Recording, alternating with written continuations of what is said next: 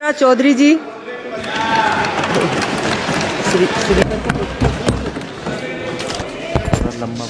Thank you, Speaker ma'am. I rise to speak on the demand for grants of the Ministry of Education.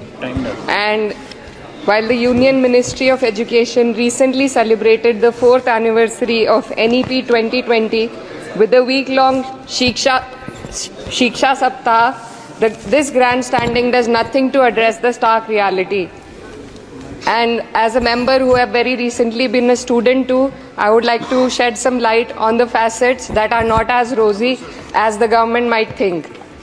Despite NEP 2020's clear directive and the Kothari Commission's long-standing recommendation for 6% of GDP in education, the Ministry of Education's allocation is less than half of what has been recommended.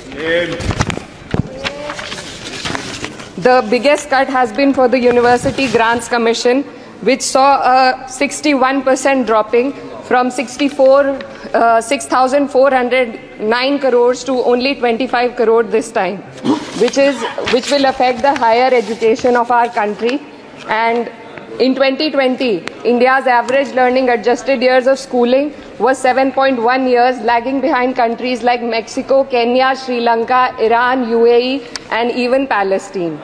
The foundational skills are alarmingly weak among 14 to 18-year-olds. About 25% of those surveyed couldn't read a standard 2-level text in their regional language, and only 43% could solve a simple division problem.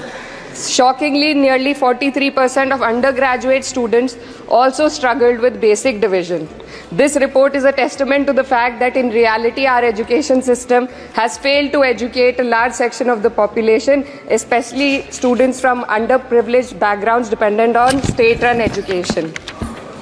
Speaker ma'am, higher education, especially for women, is crucial to gaining empowerment and employment. And the AISHE report shows that only 10.4 colleges in the country were exclusively female. The constituency that I represent and other such areas in the country where patriarchal beliefs have prevented women from accessing co-ed colleges. Therefore, we need women. I'd like to end with certain demands to the Minister for my constituency. मेरे संसदीय क्षेत्र कैराना में आपके माध्यम से सरकार से मैं मांग करती हूँ कि विजय सिंह पथिक डिग्री कॉलेज कैराना में बीएड एलएलबी जैसे कोर्सेज शुरू किए जाने चाहिए, जिनसे युवा और महिला अपने रोजगार खुद ढूंढ सके। जनपद शामली के कैराना और ऊन में और सहारनपुर के नकुड़ में गर्ल्स डिग्री कॉलेज और गर्ल्स हॉस्टल खोले जाएं।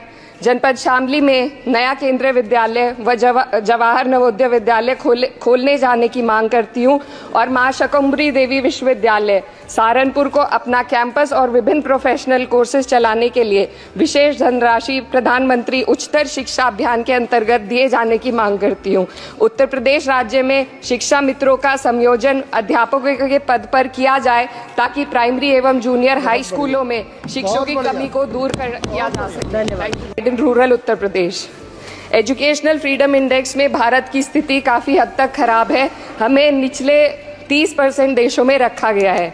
The intertwining of political agendas with Indian higher education has worsened under the current government. Key historical and scientific facts are being erased from textbooks to advance a certain kind of narrative.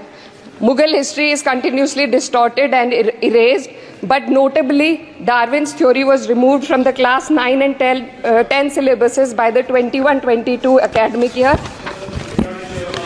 And the topic of evolution was completely excised from school textbooks.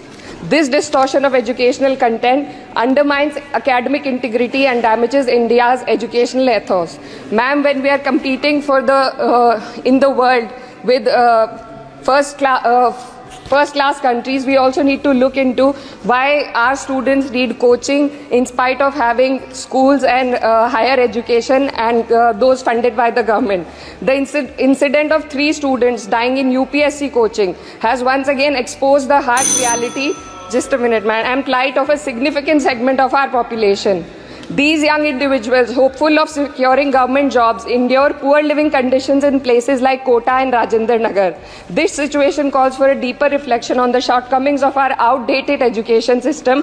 The coaching industry in India has become a critical part of the educational landscape, a specialized institution, so that women can get educated and get further in the society. Ma'am, पिछले 7 साल में देश भर में 70 paper leak हुए हैं, जिससे 2 करोड़ युवाओं की जिंदगी बर्बाद हुई है। नीट, नेट और अन्य ऐसे पेपर लीक से हमारे देश की परीक्षा कराने वाली संस्थानों की छवि पर गहरा धब्बा लगा है, और जिसके कारण देश के युवा का इस सरकार के निष्पक्ष परीक्षा कराने की क्षमता से भरोसा उठ चुका है।